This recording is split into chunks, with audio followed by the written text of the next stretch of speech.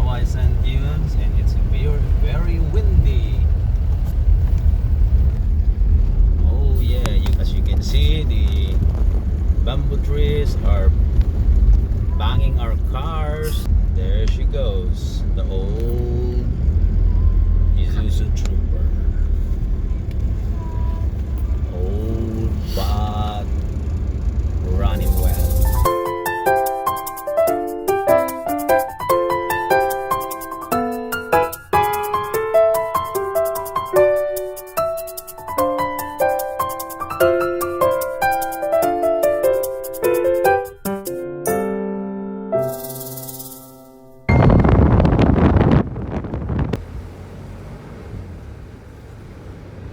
So our first stop is the customary pasalubong stop, and this is the famous pasalubong right in front of the Paoay Church. Excuse my hair. So yan, dito kami bumibili ng corny at saka ng mga pasalubong.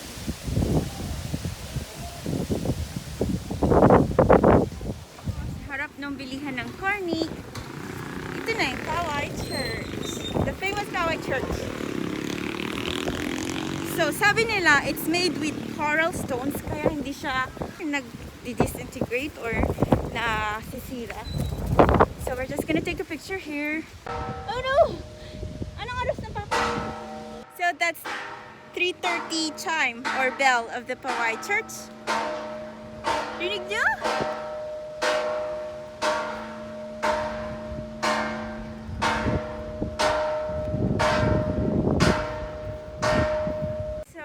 That's the Paoay Church, the famous Paoay Church. We just took a little bit pictures with it, and then bumili kami ng cornic, of course, which I showed you a while ago. And then we're going to the empanada right now. That's one of my must stop here in Paoay. And if you don't know, the Paoay Church is made of coral stones dun sa lower part. Google it, and super amazing yung kanyang architecture. If you are stopping here in Paoay Church, make sure to take a picture with the Paoay Church. That's a UNESCO Heritage Park, a UNESCO Heritage Site. And then make sure to buy the cornic. Cornic is very famous here in Ilocos Norte or in the Ilocos region. And you can actually buy, there's a pasalubong center. Pag diretsahin nyo to road na to, dun kami bumili because mura, merong 4 for 100, and then 3 for 100. So, tingnan nyo naman, ang ganda ng Paoay Church. Made of coral and limestones kasi siya.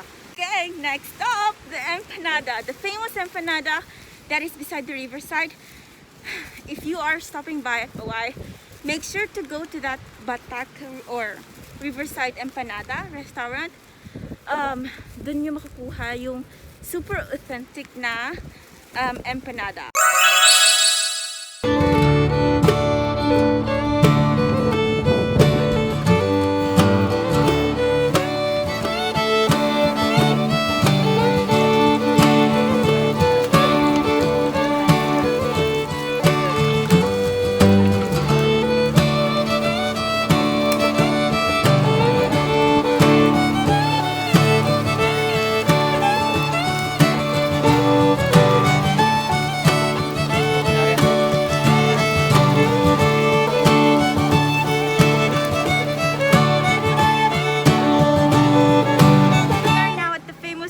Batak Empanada or Batak Riverside Empanada, and we are going to eat at Glory's Empanada. Oh yeah, wait, just hold on. I'm gonna show you why it's called Riverside. This is the Riverside, and it's not that clean, pero the namesake of the place is that. So we are going to eat at Glory's Empanada. Maraming food stalls here, like 1, 2, 3, siguro mga 5 ang open na dito. Oh, and one of the best things here is open sila until midnight. I read in a blog that the best empanada here in Batak is the Glory's. So I'm gonna taste it, and yung nakalagay din sa kanilang billboard is the original and #1 in taste. So tingnan natin kung masarap na. This is my second time here in the Riverside Batak. Whenever dumadaan kami dito sa place na to, I made sure na dito kami nag-empanada. I just read na dito daw ang pinakamasarap. So, let's taste it! Kaya kakain mo na ako. Yun pa ba? Yun pa. Yun review. Wow! Yun review pa na gano'n. Ano yan yung sand dunes? Sabi niya, kung pupunta ka daw sa Riverside, make sure daw itong phone mo.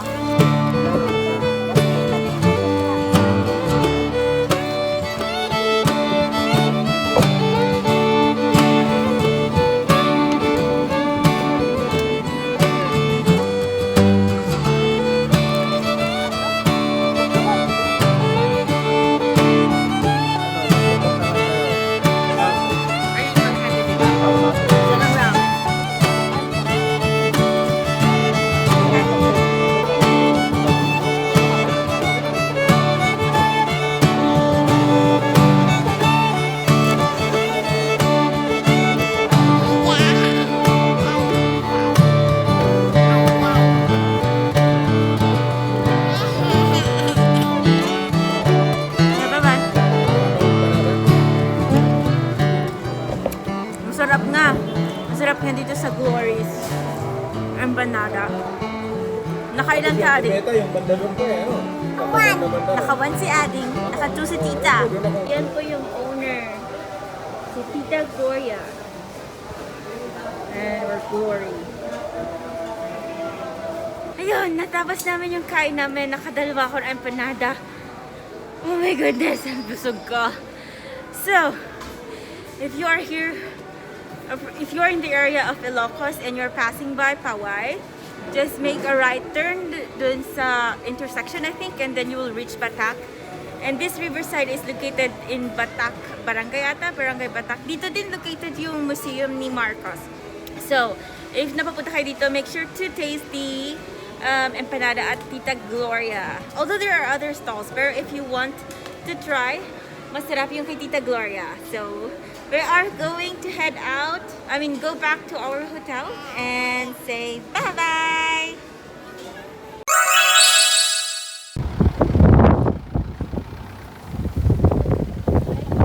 Tinatry daw niya yung 4x4.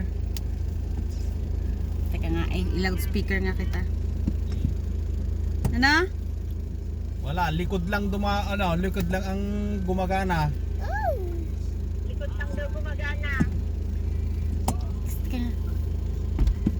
Yan, sige. Gumugulong yung harap. Gumugulong, oo. Pero ang pwersa niya sa likod eh. Yeah! Oh, naku, parang umuulan. Tara na, parang umuulan na Halika. Grabe, para siyang sa desert. Sabi niya sa windshield. Ayun. Kawawa.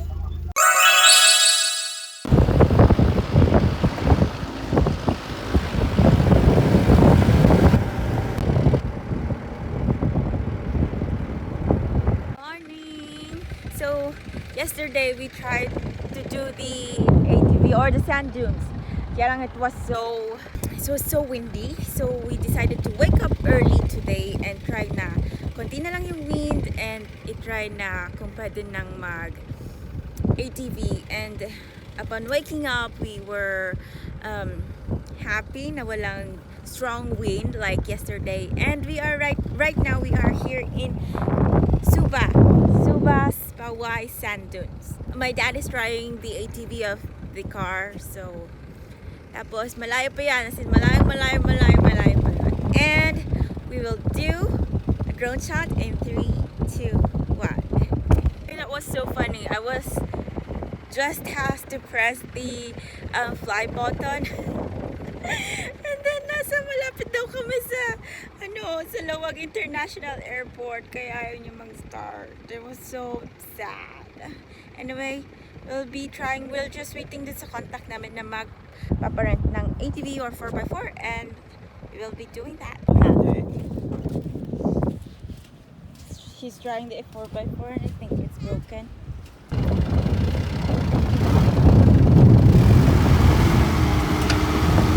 Vicky, alis ka dyan! Galing ni Vicky, siya lang nagtulak.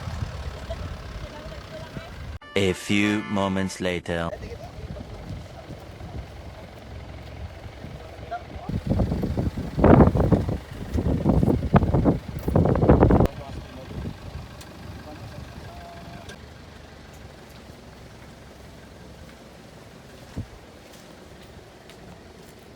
Wait lang.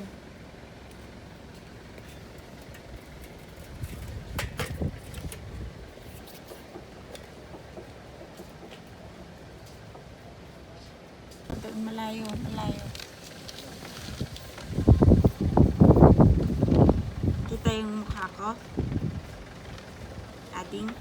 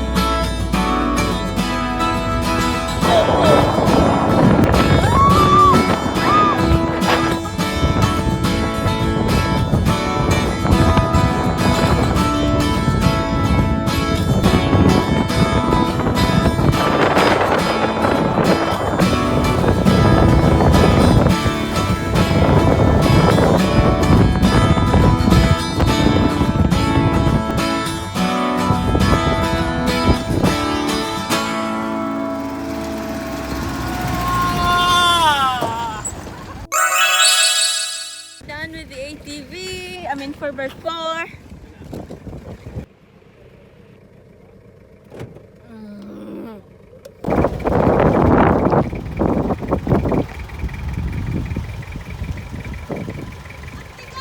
Ganyan talaga, ma'am. Pag sa preno, ha? Preno.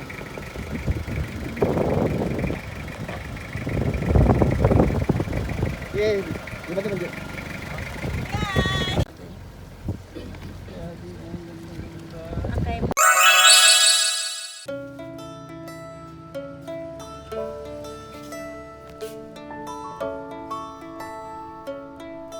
Ito, hindi kayo bumili pang lalaki? Magkano sinabi niyang mask doon? Sa kalian. Anong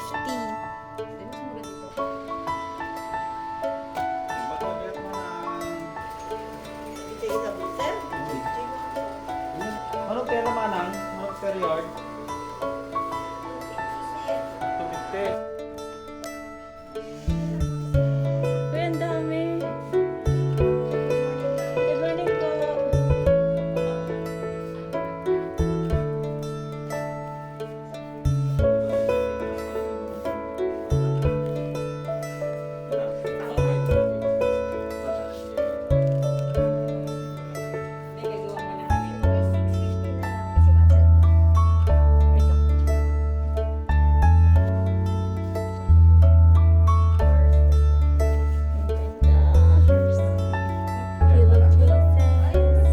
We stopped by actually two places to buy Innovel cloth.